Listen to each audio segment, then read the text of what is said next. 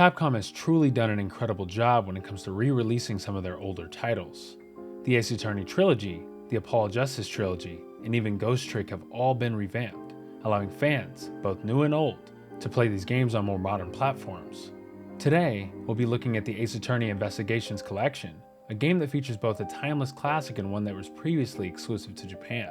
For the uninitiated, Ace Attorney Investigations is a spin-off title series initially released for the Nintendo DS, with the protagonists in these games being not Phoenix Wright or Apollo Justice but Miles Edgeworth.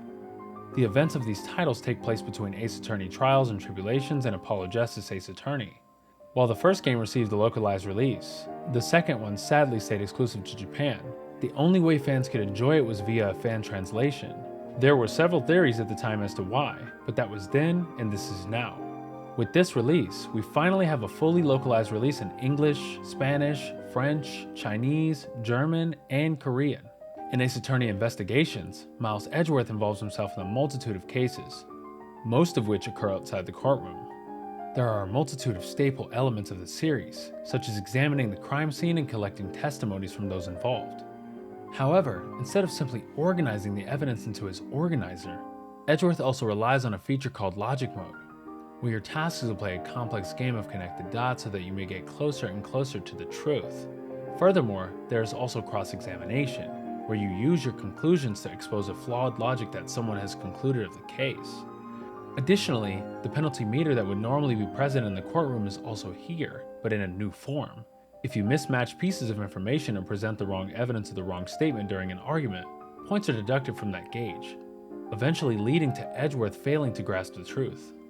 The second game of the series also introduces a new debate-like mode called Logic Chess, where Edgeworth punches through a person's statements with objective logic and clues that the person lets slip during the debate.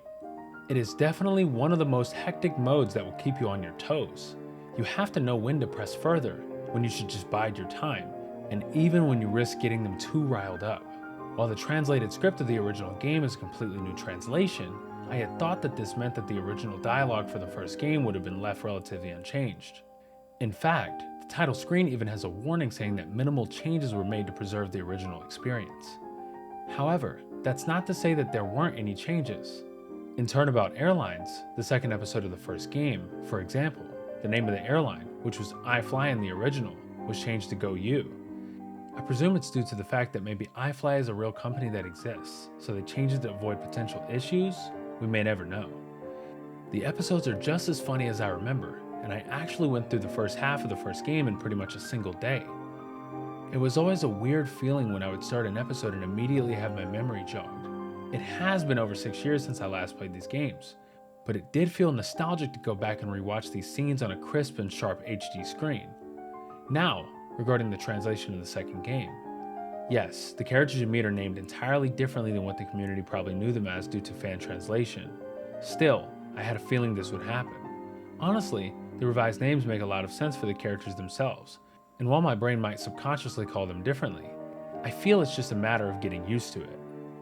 Being a DS title, Ace Attorney Investigations made full use of the DS's dual screens, so naturally, Capcom needed a way to translate this into a single screen format. I'd say they succeeded though. To be fair, the DS also had options if you did not wish to use the touchscreen in any way. One major change is that all the 2D sprites have been changed to a new art style, which I'm a huge fan of. If you're nostalgic for those classic DS sprites, you can always change it back. One personal concern I had was that the screen flashes were a bit too much for my photosensitivity, especially when playing on a Switch OLED. There's an option to turn it off, but it seems the developers have accounted for this increase in screen size, so the flashes are severely softer while still retaining some of their impact, which I appreciate. That being said, I did notice some minor hiccups with the Nintendo Switch version, which is the one that I played. For some reason, the game takes a bit to open specific menus, and some animations feel somewhat choppy, which can sometimes feel a bit jarring. Furthermore, some textures do have a bit of blur from the upscaling. Still, these issues are minor and aren't quite enough to make the game unplayable, but considering both games were originally on a portable console, I hope this gets addressed somehow in a patch. Since Ace Attorney Investigations Collection essentially features 2 games, there's plenty of story for you to enjoy. Generally, each game's story takes about 20 to 25 hours to finish. Still, if you played the original on the DS, you can finish the game much faster, provided you still remember the solutions to every puzzle.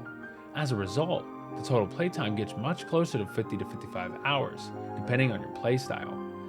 Furthermore, just like the other collection's games, this one features a built-in accolade system, where you can obtain achievements for doing certain actions during each episode.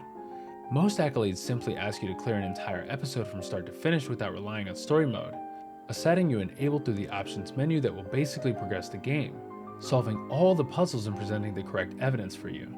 Personally, I wasn't particularly bothered by this option existing in the previous collections, and in reality, it's an optional feature you can blissfully ignore if you choose to.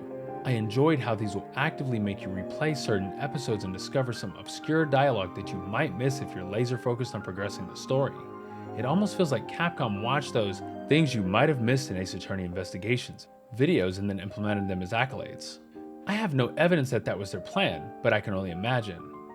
One small wish I had was potential bonus content or side episodes. The game seems to check for downloadable content on the title screen, so I assume that is planned at some point. Still, the title screen warning of keeping the experience intact makes me feel that there won't be any, which isn't a huge issue to be honest. Ace Attorney Investigations Collection features both a gallery and a soundtrack player for you to enjoy.